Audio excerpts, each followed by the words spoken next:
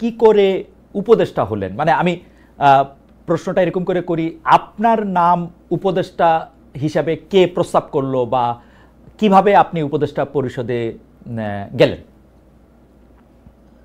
5 আগস্টের পর যখন সরকার গঠন প্রক্রিয়া চলছিল, 5 থেকে 8 আগস্ট এই সময়টাতে, 5 আগস্টে আমরা সবাই একটা জায়গায় তো একমত ছিলাম যে প্রধান উপদেষ্টা হবেন ডক্টর মোহাম্মদ ইউনূস। কিন্তু বাকিদের বিষয়টা ঠিক ছিল না। তবে আম, আমাদের কিংবা তখনকার যারা সমন্বয়ক সবার একটা এক্সপেরিয়েন্স হচ্ছে, দেখা গেছে আমাদের 69-এর গণ অভ্যুত্থানে ছাত্রদের অবদান আছে, 90-এর গণ অভ্যুত্থানে ছাত্রদের গুরুত্বপূর্ণ অবদান আছে, তারা জীবন দিয়েছে। কিন্তু পরবর্তীতে দেশ গঠন প্রক্রিয়ায় বা সেটাতে ছাত্রদের অংশীদারিত্ব না থাকার কারণে দেখা গেছে যে ছাত্রদের ভাগ্যের আসলে কোনো পরিবর্তন হয় নাই। আর একটা বিষয় ছিল, সেটা হচ্ছে গণঅভ্যুত্থানের পরে আমরা যখন উপদেষ্টাদের তালিকা নিজেরাও করছিলাম, আরো বিভিন্ন জায়গা থেকে স্টেক হোল্ডারদের থেকে নিচ্ছিলাম তালিকা, তো দেখে আমাদেরও আহ, অতটা শিওর হতে পারছিলাম না, কারণ আমরা তো তাদেরকে ব্যক্তিগতভাবে চিনতাম না। আমরা হয়তো টিভিতে দেখেছি বা অনেককে দেখিও নাই, শিওর হতে পারছিলাম না যে তারা কতটুকু এই গণঅভ্যুত্থানকে ধারণ করে কাজ করবে।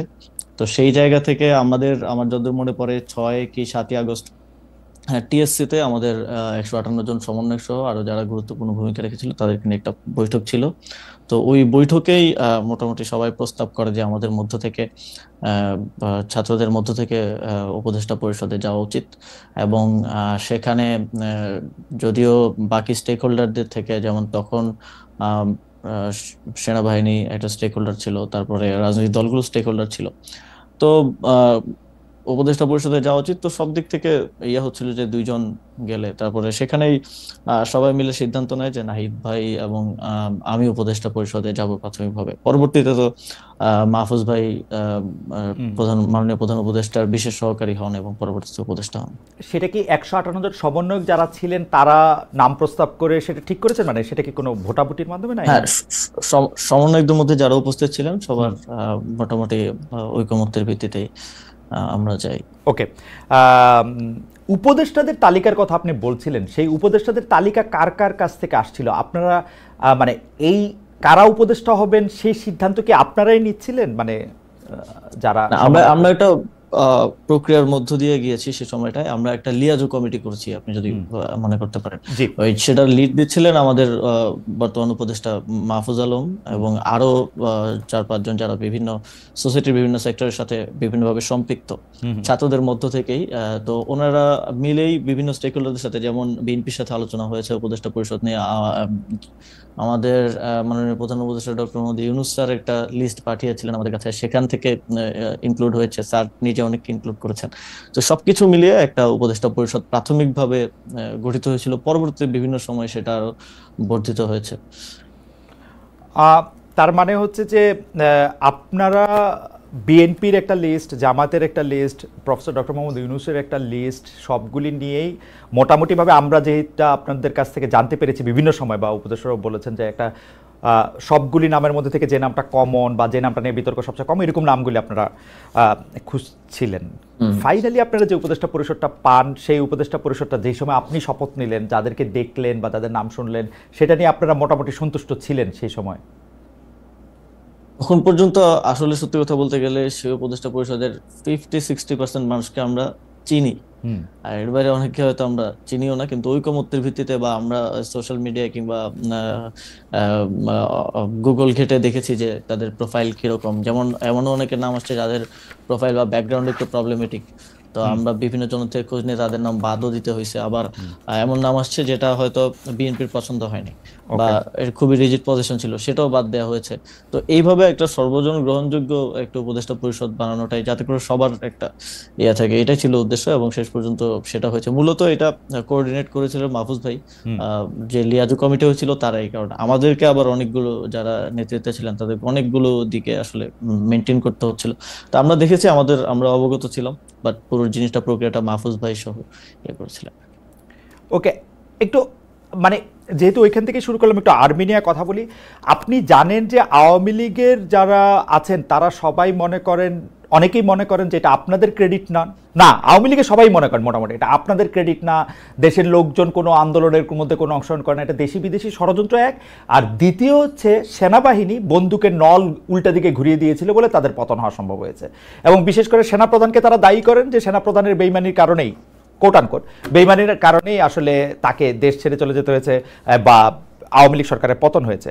কিন্তু সেই সেনাপ্রধানের ব্যাপারে আপনার বক্তব্য, যেমন আপনি বলেছিলেন যে বুকে পাথর জমা রেখে তিনি ডক্টর মোহাম্মদ ইউনূসকে আসতে বলেছিলেন, বা সেনাপ্রধান ওয়াকার সাহেবকে সরানোর ক্ষেত্রে আপনাদের সাবেক সহযোদ্ধা বর্তমানে এনসিপির নেতা জনাব হাসনাত আবদুল্লাহর কিছু কথা, সেই সবগুলি বিষয় আপনার সাথে সেনাবাহিনীর সম্পর্ক বা সরকারের সাথে সেনাবাহিনীর সম্পর্ক খারাপ করেছে কিনা, বা সরকারের সাথে সেনাবাহিনীর সম্পর্ক আলাদা কোনো কিছু কিনা, নাকি সেনাবাহিনী একটা ডিসিপ্লিন, মানে এটা একটু আপনার কাছে একটু জানতে চাই।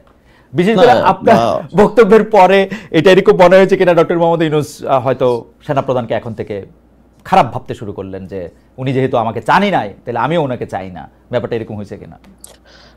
সেনাবাহিনীর সাথে সরকারের কিংবা আমাদের তো কোনো বিরোধ নেই সেনাবাহিনীর সাথে, বরং আমরা মনে করি যে 5ই আগস্টের এবং এর পূর্ববর্তী গণঅভ্যুত্থানের সময়টাতে জুনিয়র অফিসার সহ যারা আছেন তাদের একটা চাপ ছিল যে তারা কোনোভাবেই গুলি করবেন না। সেটা বিভিন্ন মাধ্যমে আমরা দেখেছি, দরবার হলের মিটিং এর ইনফরমেশন লিক হয়েছে, সেখানে আমরা দেখেছি। তো তাদের এই অবদানকে অবশ্যই আমরা স্বীকার করি। তবে কিছু একটা জায়গায় আমার মনে হয় যে জায়গাটায় কনফ্লিক্ট সেটা হচ্ছে আওয়ামী লীগের প্রশ্নে, যেটা আমাদের যেই সরকার গঠনের উদ্দেশ্যে 6 তারিখ বঙ্গভবনে যে বৈঠক হয় 3 বাহিনী প্রধান এবং রাষ্ট্রপতির সাথে, সে সময়কার আমি আগে একটু বলে নিই, কারণ এর আগে যখন কথা বলছি সবাই অনেকে বলতেছিল যে আমার শপথ ভঙ্গ হয়েছে।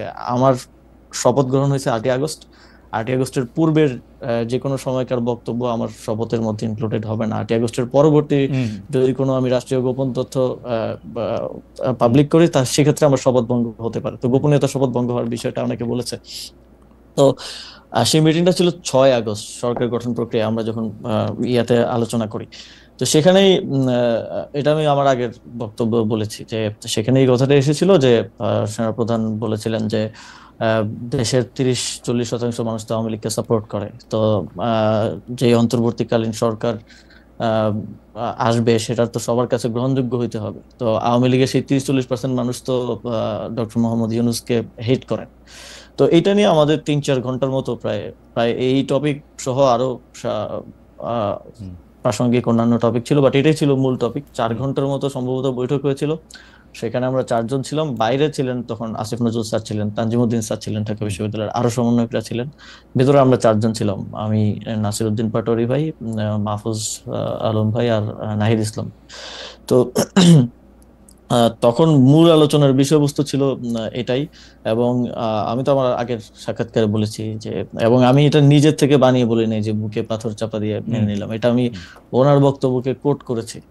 সো এবং এই বিষয়ে আমার জানা মতে কোনো রিবাটাল বা এরকম কিছু তো আসে নাই। তো সেই জায়গা থেকে আমার জায়গা থেকে আমার মনে হয়েছে যে আওয়ামী লীগের প্রতি সিম্প্যাথি থাকাটা এবং আওয়ামী লীগকে ফিরে আনার কিংবা নানা, যেমন এখন একটা কথা শুনতে পাওয়া যায় যে জাতীয় পার্টিকে প্রধান বিরোধী দল করার জন্য একটা তোড়জোড় চলতেছে।